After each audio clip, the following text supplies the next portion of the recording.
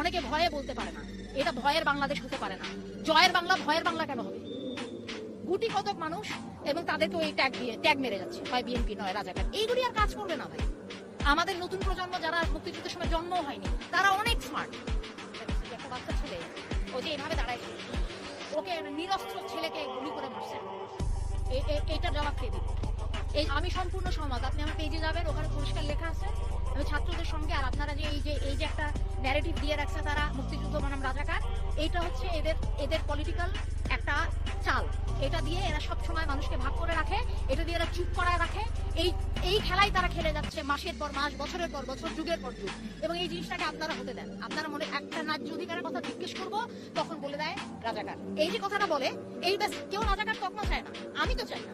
আমার দেশ অনেক কষ্ট করে স্বাধীন হয়, কে চায় এরা তকমা পেতে? কিন্তু এটাকে ব্যবহার করা হয়।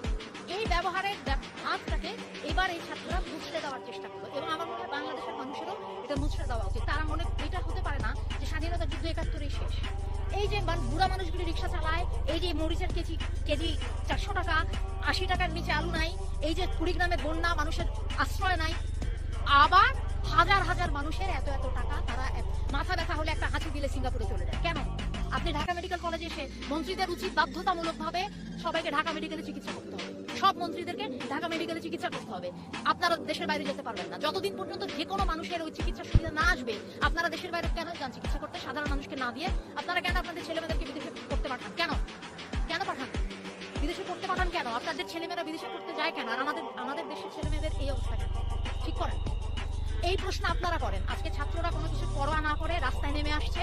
সাধারণ মানুষের উচিত এই সুযোগটা নেওয়া, তাদের উচিত এটাকে লুফে নেওয়া। তাদের মনে হ্যাঁ জয়ের বাংলা ভয়ের বাংলা হওয়াটা ঠিক হয়। এই দাবি বলে গেলাম আপনাদের কাছে। আপনারা এই জিনিসটা নিজেদের জায়গা থেকে, আপনাদের সাংবাদিকদের অনেক দায়িত্ব, আপনারা সব কিছু কাভার করেন না। কিভাবে মানুষ বুঝবি করে, মানুষ জানবে কি করে কি হচ্ছে না বলতে হবে। তারা অনেক বুদ্ধিমান, তারা এইগুলি খাবে না। এই মুক্তিযুদ্ধের এইসব আপনি ইতিহাস বয়ান দিবেন, তারা কেউ মুক্তিযুদ্ধের প্রতি অশ্রদ্ধাশীল না। কিন্তু আপনারা তাদের কথা শুনবেন না, দিনের পর দিন অন্যায় করবেন, লাঠি সোটা দিয়ে তাদের সারাক্ষণ শাসন করবেন। তারা কি চুপ করে বসে থাকবে? বাংলার সন্তান বসে থাকবে? ওরা থাকবে না। ওরা ওদের দায়িত্ব করে ফেলতেছে, আমাদেরকে করতে হবে। এইটাই অনুরোধ, আর কিছু বলার নেই। মাঝে মধ্যে দেখেছি ৯০-এর সময় তো ছিল, আমরা তখন অনেক আরো ছোট ছিলাম, কিন্তু ছিল তো ওই কোনো কিছু পুরানো রেফারেন্স। এটা ৯০-এর মতো না, এটা ২০২৪। কোনো আন্দোলনকে আগের রেফারেন্স দেওয়ার দরকার নাই। এই মুহূর্তে মাটির ভিতর থেকে যেই আন্দোলন উঠে আসছে সেটা কথা শুনে সেই আপনি কথা কেন আমাকে এই ধরনের প্রশ্ন করতেছেন যেটার উত্তর আপনার জানা? এটা আপনার সময় নষ্ট, আমার সময়। অবশ্যই এটা গণতান্ত্রিক রাষ্ট্র পরিস্থিতি না, সেই জন্যই তো এই অবস্থা। লাঠিটা নিয়ে একটা সবচেয়ে বড় প্রশ্ন আপনাদের বাংলাদেশ